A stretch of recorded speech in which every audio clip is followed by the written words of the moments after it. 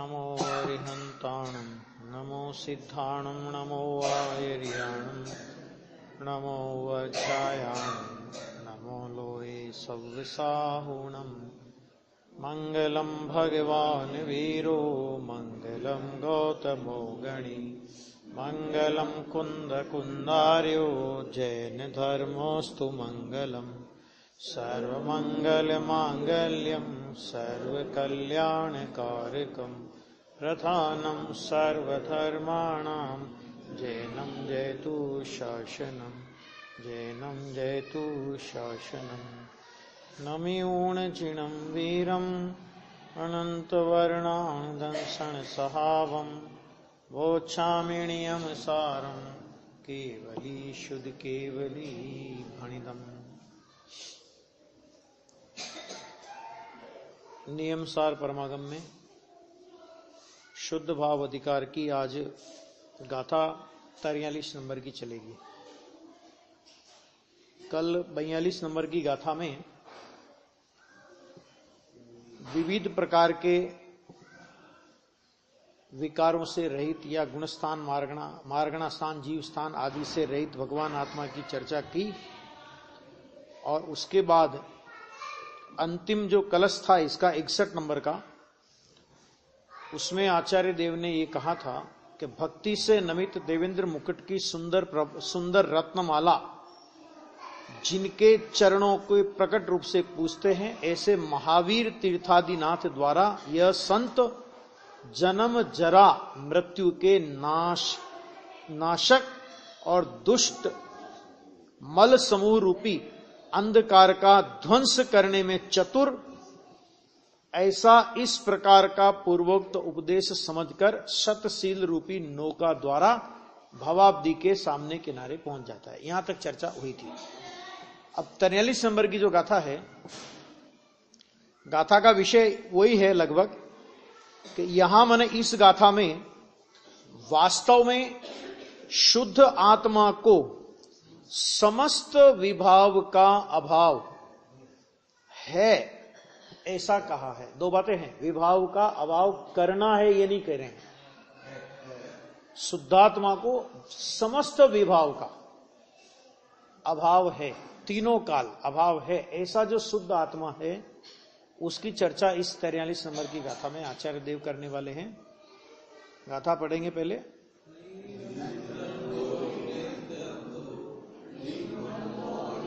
तलो निरालंबो निरागो निदोषो निम्मूढ़ो निपयो अप्पा निरद्वंद निरमम निशरीर निराग है निरमूढ़ निरभय निरवलंबन आत्मा निर्दोष है।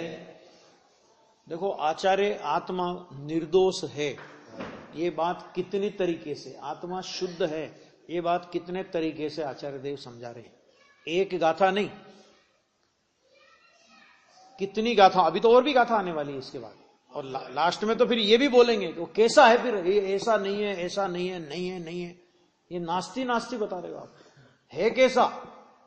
तो फिर 47-48 नंबर की गाथा में बोलेंगे जैसा सिद्ध है ना वैसा आत्मा है, ये बोलेंगे फिर वहां।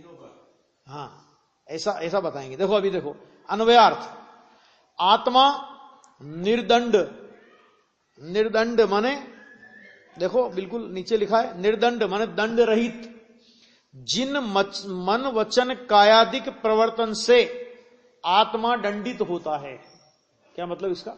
मन वचन काया से के प्रवर्तन से आत्मा दंडित होता है, क्या मतलब क्या? कि मन वचन काया के निमित्त से आत्मा परिस्पंदन, योगों का परिस्पंदन होता है और उसमें आत्मा को कर्म बंधन वगैरह होता है कि नहीं? योग अपने आया था ना, प्रकृति प्रदेश स्थिति अनुभाग वगैरह बंध, तो दंडित होता है। उस प्रवर्तन को दंड कहा जाता है, मतलब जिससे दंडित हो उसको बोलते हैं दंड, और ऐसा दंड आत्मा को नहीं है। एक समय की पर्याय में हो, लेकिन यहां चर्चा किसकी चल रही है? चर्चा चल रही है उस त्रिकाली स्वभाव की जो अनादि अनंत एक रूप है ऐसा। तो वो कहते हैं कि आत्मा निर्दंड है एक। अभी एक एक बोल का खुलासा करेंगे। उसके बाद कहा आत्मा निर्द्वंद, कोई द्वंद्व आत्मा में नहीं। तीसरा बोल लिया निर्मम। निर्मम का तो अपने यहां पे क्या बोलते हैं कि बड़ा हत्यारा है, तो निर्मम है। यहां निर्मम का अर्थ अलग करेंगे, मोह रहित। हाँ, निकल माना निशरीर है, निरालंब है।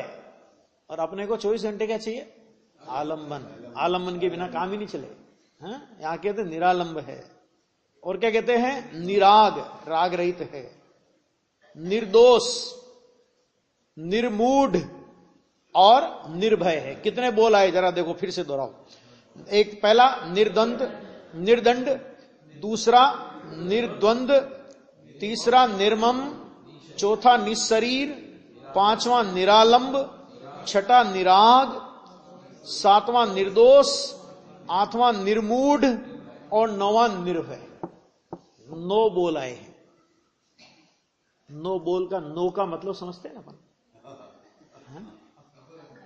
नो का मतलब होता है कि 9 का अंक हमेशा अफर अंक होता है। अफर अंक का मतलब कि वो अंक कभी भी कितने, उसको आप किससे भी गुणा करो और उसकी टोटल जोड़ो, 9 आएंगे। मतलब वो एक ऐसा अंक है जो कभी खंडित नहीं होता।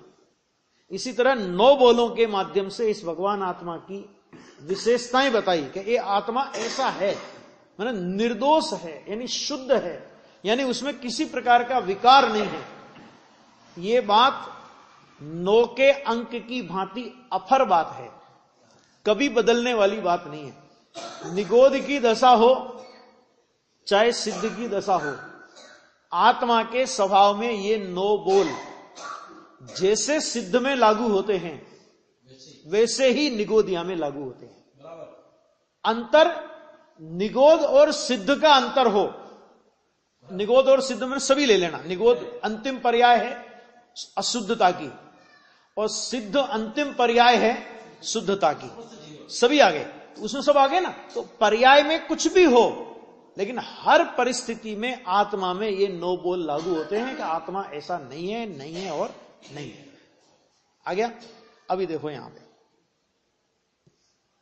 विकार वाला नहीं है, ये सब आएगा ना। अभी देखो यहां पे, अभी देखो क्या कहते हैं? मन दंड, वचन दंड और काय दंड के योग्य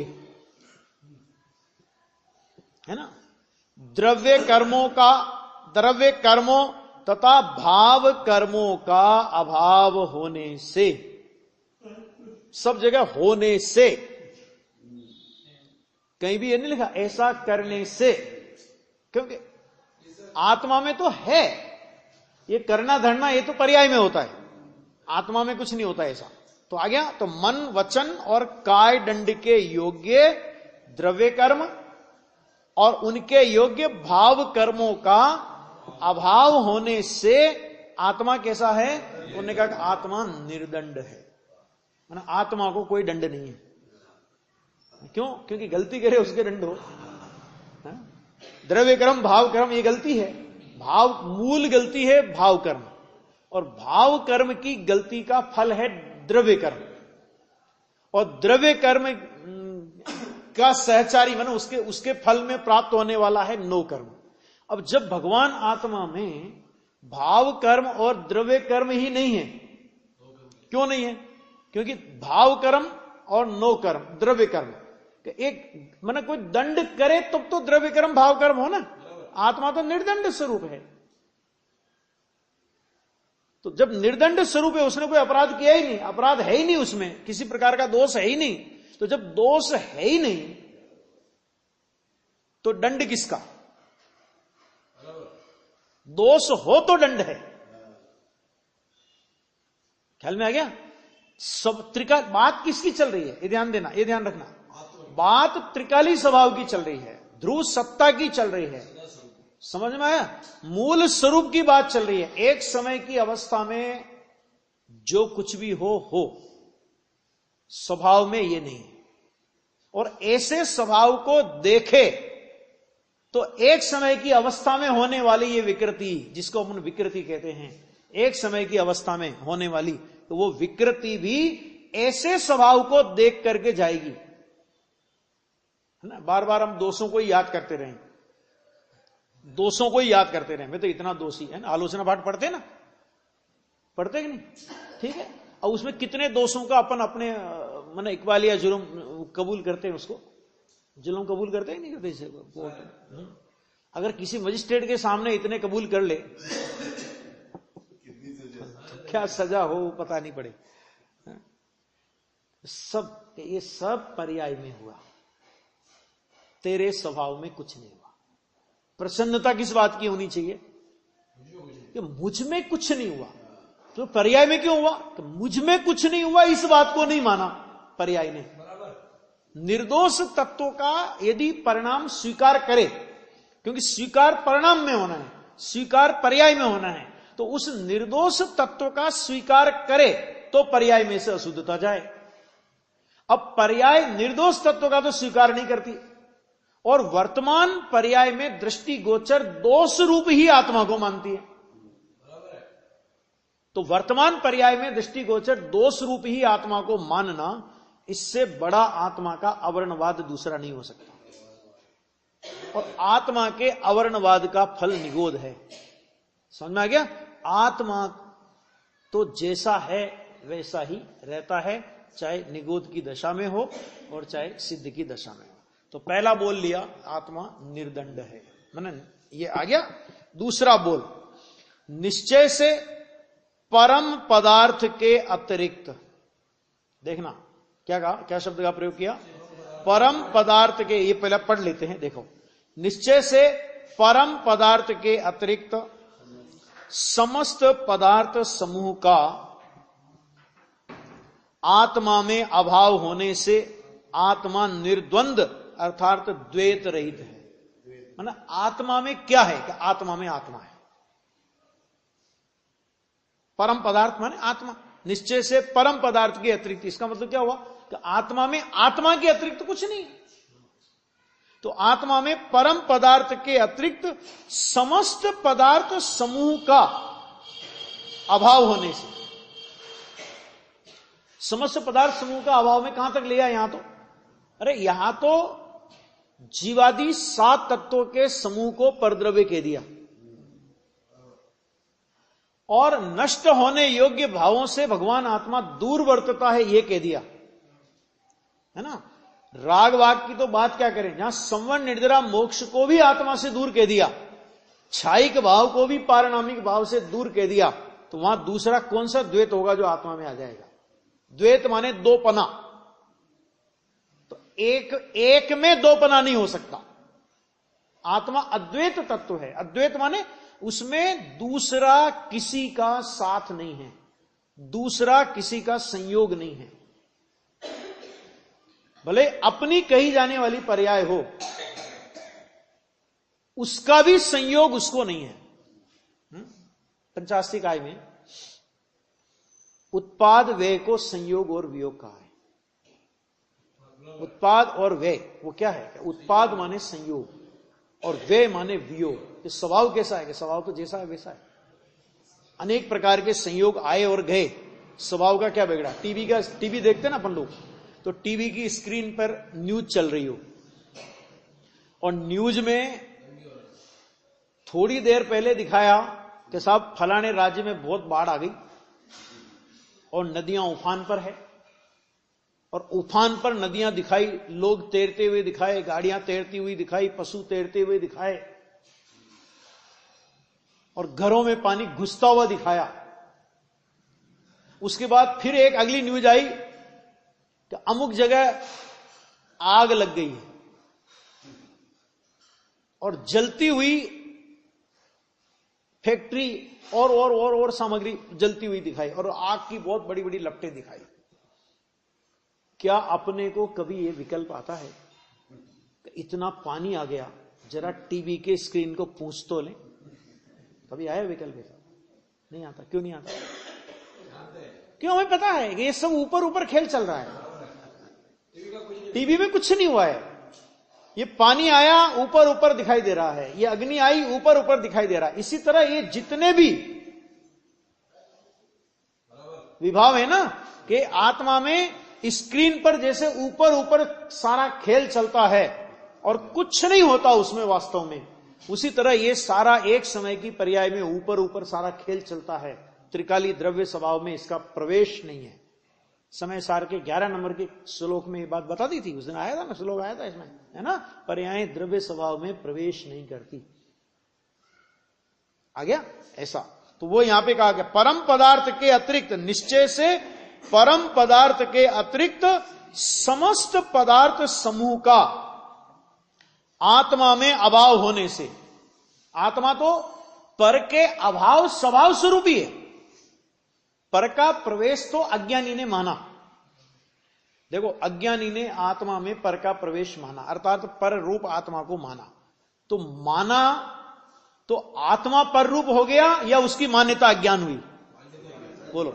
अगर उसकी मान्यता अज्ञान हुई तो यह बात सिद्ध हो गई कि उसने जो माना था कि आत्मा में पर घुस गया, आत्मा में ये पर पदार्थ आत्मा में घुस गए, विकारी आत्मा, राग आया तो आत्मा रागी हो गया, क्रोध आया तो आत्मा क्रोधी हो गया, निगोद का संयोग आया तो आत्मा निगोद वाला हो गया, एक इंद्री का संयोग आया तो आत्मा एक इंद्री हो गया, दो इंद्री का शरीर का संयोग आया तो दो इंद्री, ये जितना भी माना था, और अगर ये मान्यता को अगर हम मिथ्यात्व कहते हैं तो इसका मतलब क्या हुआ कि जैसा अज्ञानी ने माना था वैसा वस्तु में कुछ हुआ ही नहीं था।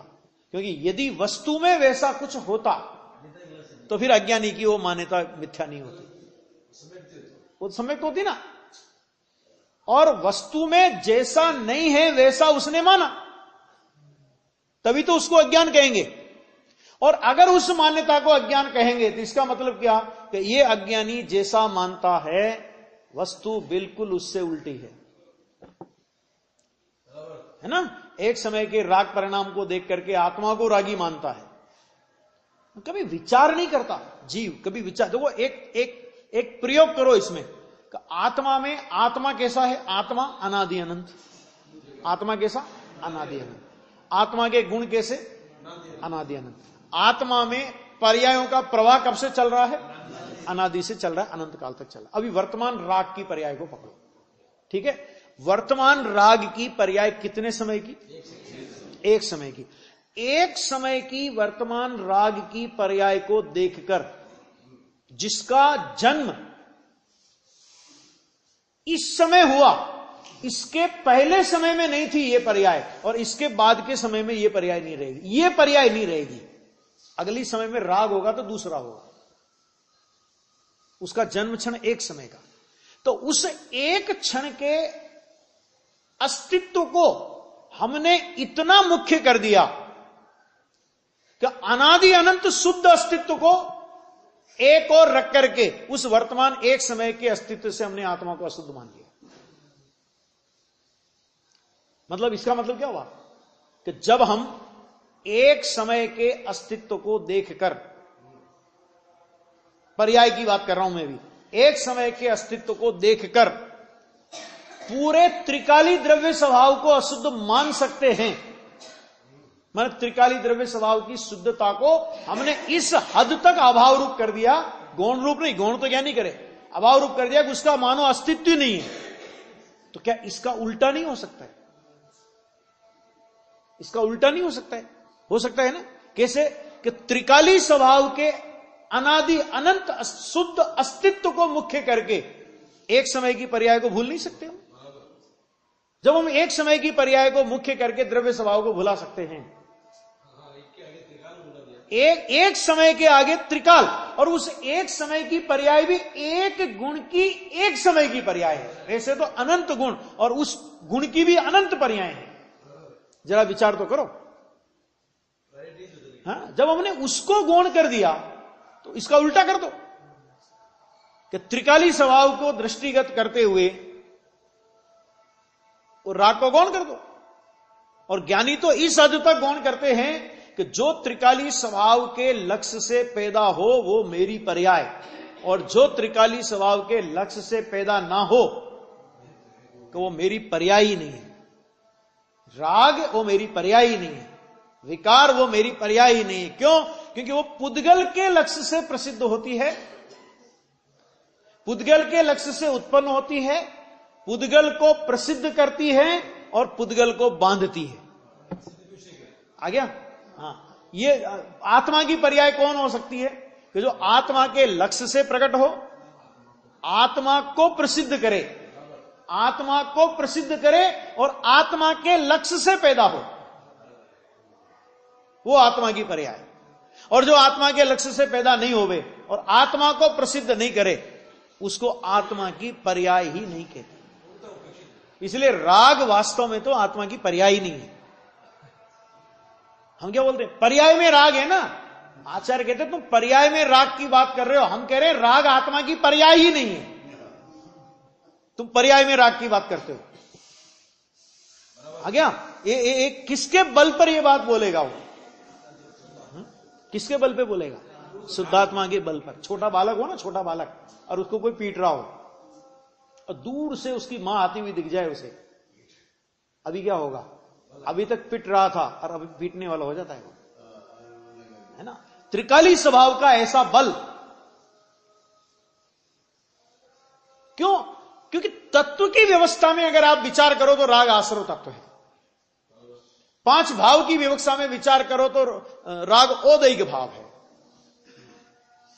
मेरा ना कहां गया? आत्मा की सकल सूरत नहीं मिलती राग में। तो जो आत्मा का खूनी हो, दूसरी भाषा में कहें, अब दूसरी भाषा में, जो आत्मा का खूनी हो उसे आत्मा का कहोगे? कोई अपनी हत्या करने आया, अपनी हत्या कर रहा है, उसे कहेंगे नहीं नहीं हमारा ही आदमी, भैया मारना नहीं इसको। ये राग परिणाम, ये पुण्य का परिणाम, ये पाप का परिणाम, ये तो आत्मा की हत्या करने वाला परिणाम है ना। इससे तो आत्मा की अतीन्द्रिय शांति जलती है। तो जो आत्मा की शांति को जलावे उसे तुम आत्मा की पर्याय कहोगे? ये कह रहे हैं आचार्य। आ गया? है ना? वो पहले हो गई बात, द्रव्य गुण पर्याय की बात पहले हो गई। अभी शुद्ध भाव अधिकार चल रहा है। जहां जहां जो अधिकार चल रहा है वहां उस अपेक्षा से बात होगी। समझ में आएगा? नहीं है? शादी का मौसम है ना, अभी लड़की की शादी होगी तो लड़की के गीत गाए जाएंगे और लड़के की शादी होगी तो लड़के के गीत गाए जाएंगे। कोई कहे तुम बड़े पक्षपाती हो जी, लड़के ही लड़के के गीत गा रहे हो, लड़की के नहीं गा रहे हो। तो भाई साहब, लड़की के गीत लड़की के घर वाले गाएंगे, हम क्यों गाएं? और लड़की की शादी हो तो तुम बड़े पक्षपात कर रहे हो, लड़के के गीत क्यों नहीं गा रहे? कि उसके घर वाले गाएंगे, है ना। तो यहां चर्चा किसकी चल रही है? शुद्ध भाव अधिकार की। वो प्रकरण ख्याल में रखना। वास्तविक तत्व क्या है, मूल तत्व क्या है? व्यवहार के कथन जिनागम में अनेक प्रकार से आएंगे। हाँ, लेकिन उनको जान लेना कि हाँ ठीक है, एक परिस्थिति बनी थी, वस्तु व्यवस्था ऐसी नहीं। पानी गर्म हुआ, एक परिस्थिति बनी थी। पानी में उष्णता की एक परिस्थिति बनी थी। पानी का मूल स्वरूप कभी उष्णता नहीं है। क्यों नहीं है? कि आप धधकती अग्नि पर धधकता हुआ पानी, खोलता हुआ पानी भी अगर डालोगे तो वो पानी अग्नि को बुझाएगा।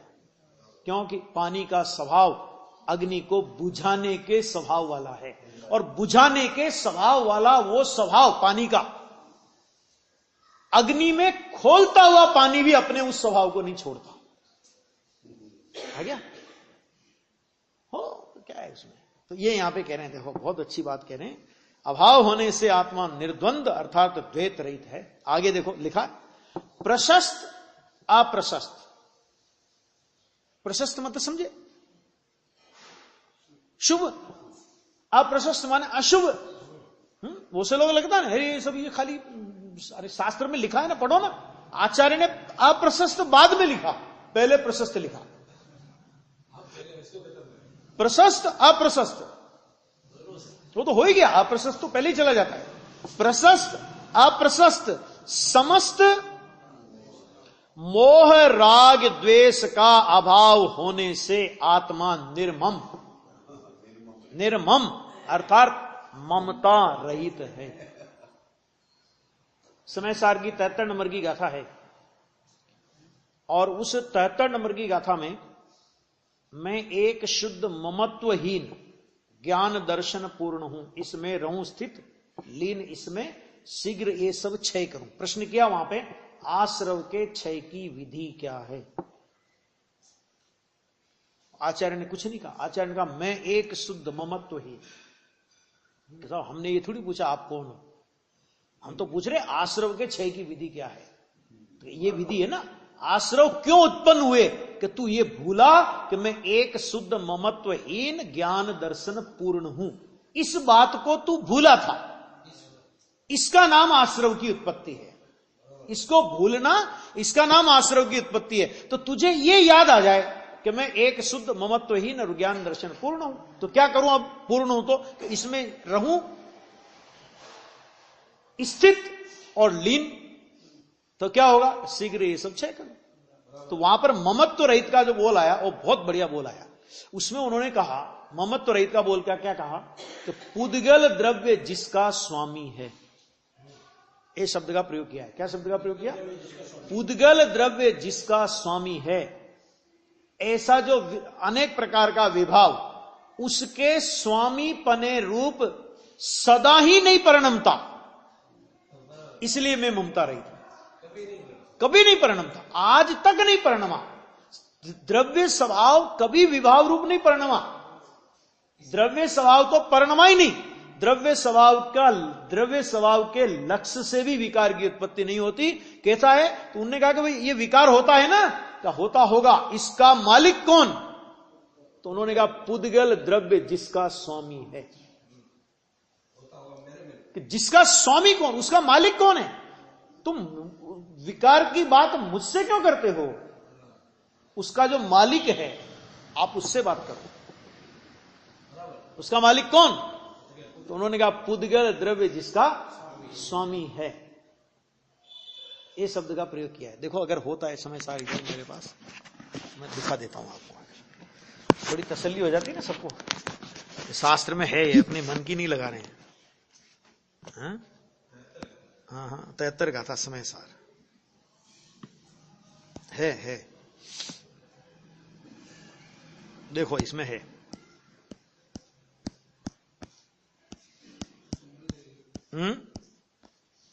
हाँ समय सार है, कर्ता कर्म अधिकार है, बहुत अच्छा है जी। एक मुझे निकालना पड़ेगा ना।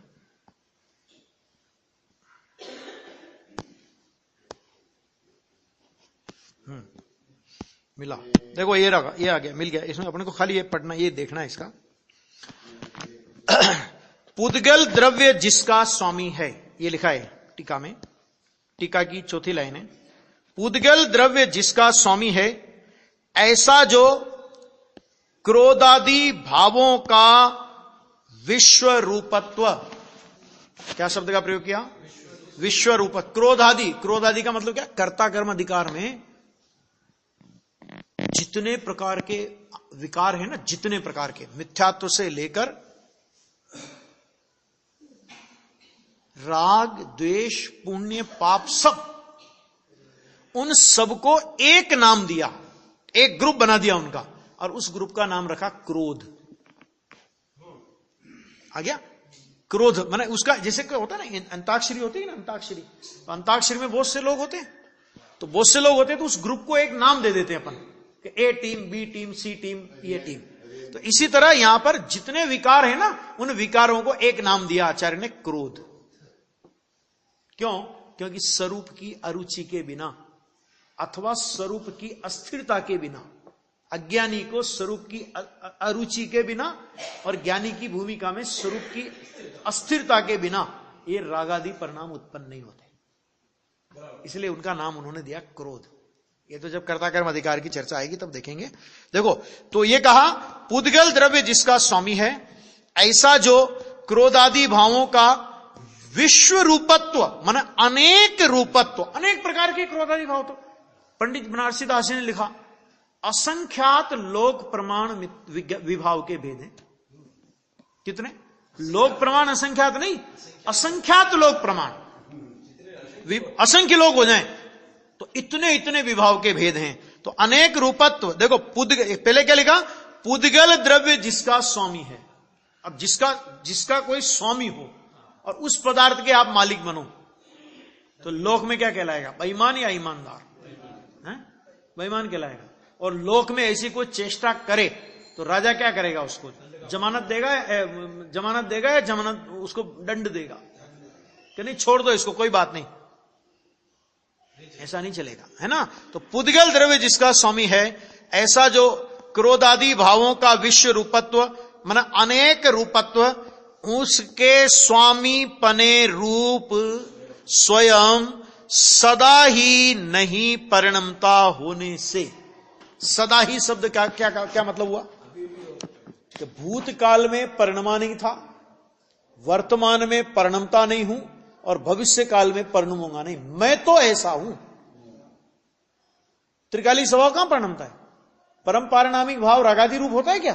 तो वो यहां पे कह रहे हैं कि नहीं परिणमता होने से मैं कैसा हूं कि मैं ममता रहित हूं।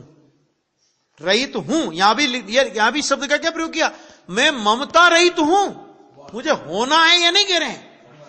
होना वो पर्याय का धर्म है और है वो आत्मा का स्वभाव है। ये बात इसमें आचार्य देव कह रहे हैं, बराबर। देखो अभी तो ये यहां पे कहा कि इस प्रकार आत्मा कैसा है, तो उन्होंने कहा कि निर्ममत्व, राग द्वेष का अभाव। ये आगे सब प्रकार के प्रशस्त अप्रशस्त समस्त प्रकार के मोह राग द्वेष का अभाव होने से कौन सा परिणाम बचा इसमें? बताओ। मोह राग द्वेष माने मोह माने पर सन्मुख की सावधानी,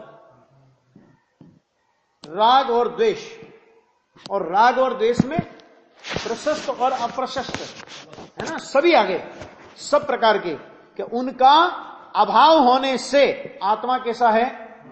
निर्मम अर्थात ममता रहित है। वहां भी ममता रहित की व्याख्या थी, यहां भी ममता रहित की व्याख्या है। वो व्याख्या आचार्य अमृतचंद्र देव की थी, ये व्याख्या आचार्य मुनिराज पद्म प्रमलधारी देव की है, और दोनों गाथाएं आचार्य कुंद की है। मतलब तीन संत अपने सामने खड़े हैं भावलिंग में, जिनके चित्र लगाने वाले ना अपन यहां पे लगाते हैं, वो तीनों संत कह रहे हैं ये बात। कुंद आचार्य ने ये बात कही, उनके एक टीकाकार अमृतचंद्र आचार्य ने भी वही बात कही, और उनके दूसरे टीकाकार मुनिराज पद्म प्रमलधारी देव भी वही बात कह रहे हैं। मैंने आचार्य भी वही कह रहे हैं और मुनिराज भी वही कह रहे हैं। मुनिराज और आचार्य की बात में फर्क नहीं होता। लोगों को लगता है ना आचार्य की बात लाओ, मुनिराज में अभी तो क्या है, पहले तो पंडितों को उड़ाया, न पंडितों की नहीं मानना, इनकी पंडितों की नहीं मानना, आचार्यों की चाहिए, मुनियों की चाहिए।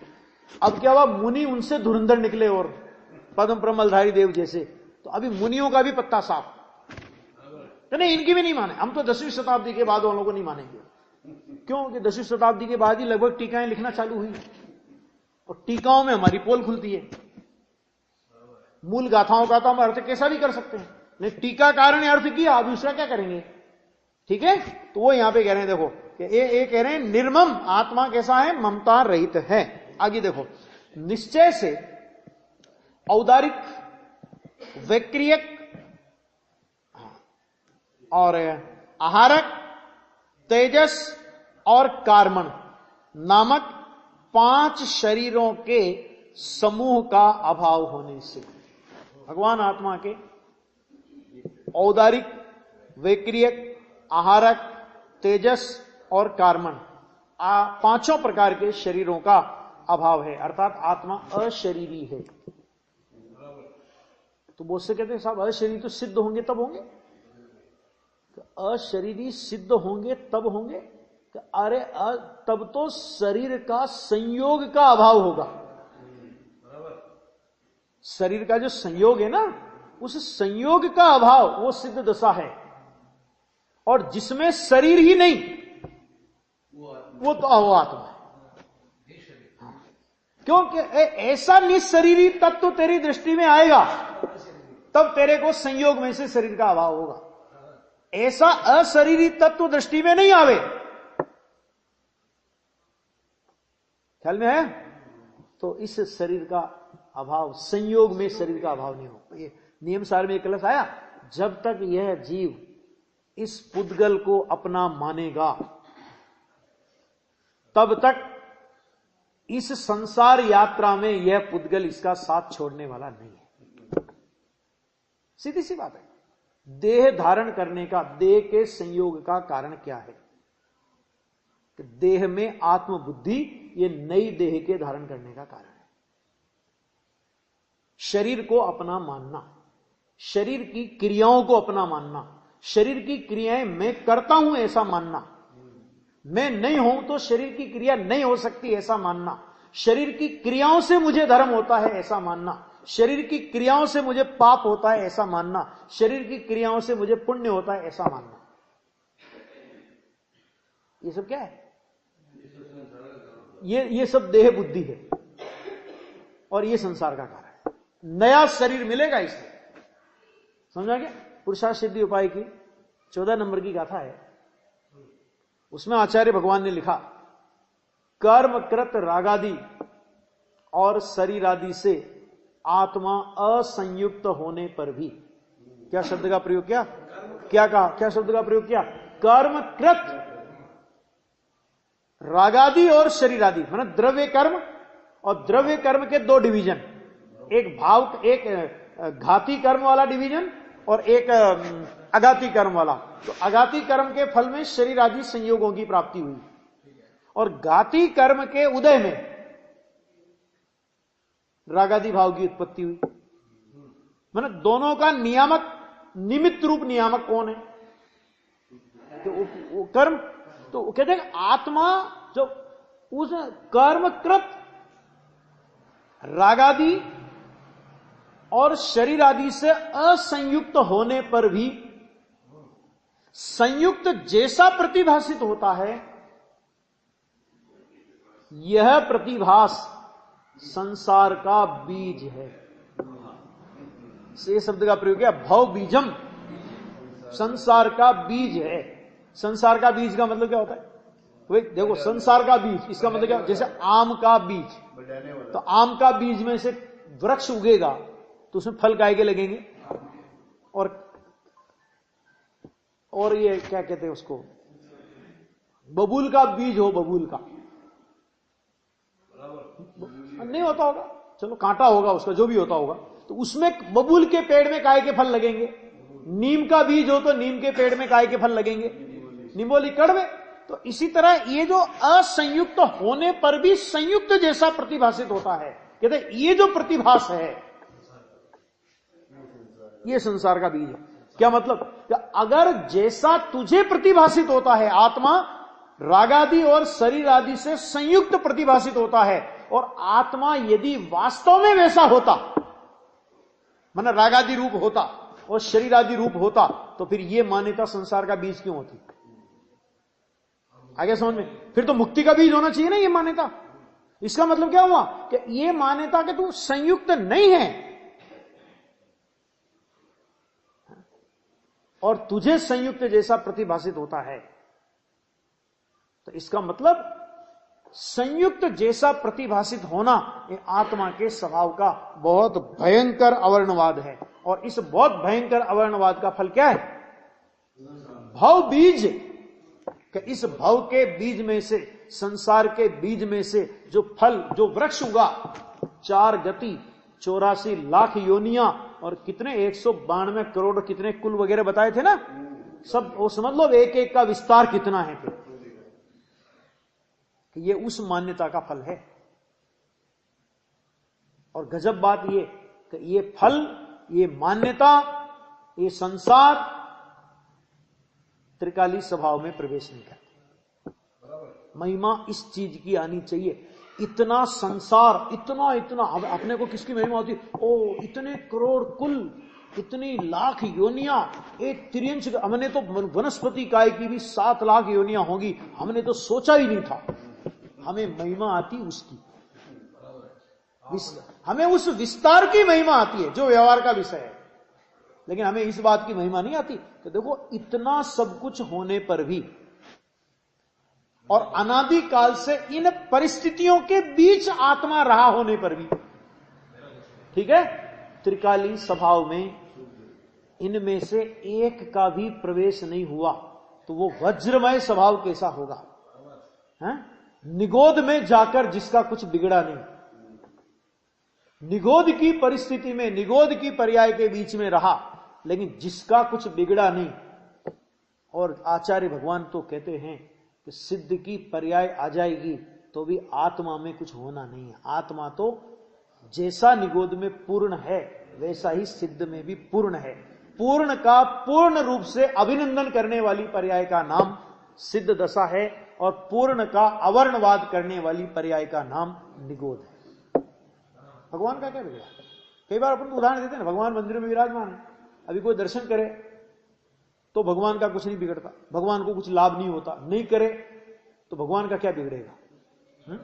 धनंजय कवि हुए अपने, एक विशापार स्तोत्र बनाया, गुरुदेव श्री ने प्रवचन किए उस स्तोत्र पर। तो विशापार स्तोत्र में एक श्लोक आया कि जैसे दर्पण होता है ना, दर्पण, तो दर्पण के सामने मुख करने वाला अपना मुख देखता है, और यदि उसमें कुछ कीट कालिमा वगैरह कुछ लगा हो तो उसका उसे ख्याल आता है, उसे साफ कर लेता है। और यदि कोई दर्पण को पीठ देके खड़ा हो तो उसे उसका मुख नहीं दिखेगा। दर्पण का स्वभाव तो कुछ नहीं मिटा ना, दर्पण तो पीठ देके खड़ा है, तो दर्पण में तो पीठ झलकेगी, उसमें क्या फर्क पड़ने वाला? दर्पण के स्वभाव में क्या फर्क पड़ने वाला?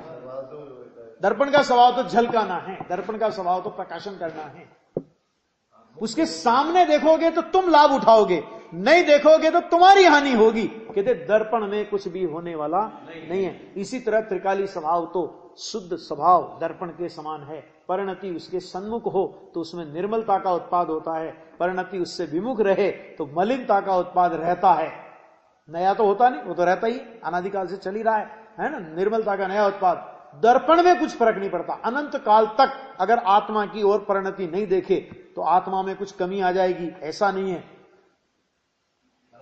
और परिणति आत्मा को अनंत काल तक देखती रहे और अनंत काल तक अनंत निर्मल पर्यायों की उत्पत्ति होती रहे, तो उन निर्मल पर्यायों से आत्मा में कुछ पुष्टि हो, आत्मा की पुष्टि हो, ऐसा कुछ नहीं है। क्यों नहीं है? क्योंकि आत्मा पहले से पुष्ट तत्व है, उसे किसी के द्वारा पुष्ट होने की अथवा कोई उसे पुष्ट करे ऐसी उसे कोई अपेक्षा नहीं है, ऐसा तत्व है। निगोद ने जिसका कुछ नहीं बिगाड़ पाया, तो वो आत्मा कैसा वज्रमयी तत्व है। वो वज्रमयी तत्व की चर्चा यहां चल रही है कि 5 प्रकार के शरीर हैं, शरीरों का अस्तित्व है, लेकिन इन 5 प्रकार के शरीरों का समूह का अभाव होने से आत्मा कैसा है? तो आत्मा कहते हैं निशरीर है।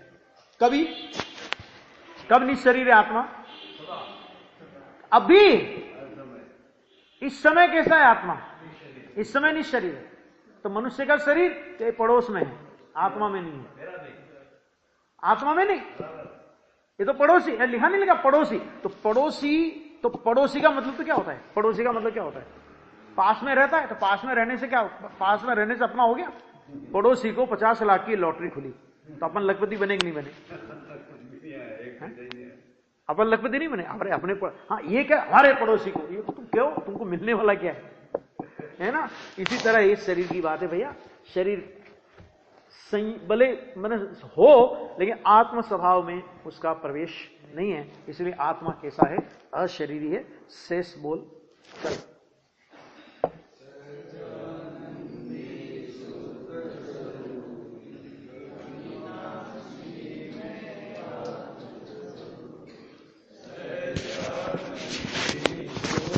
स्वरूपी अविनाशी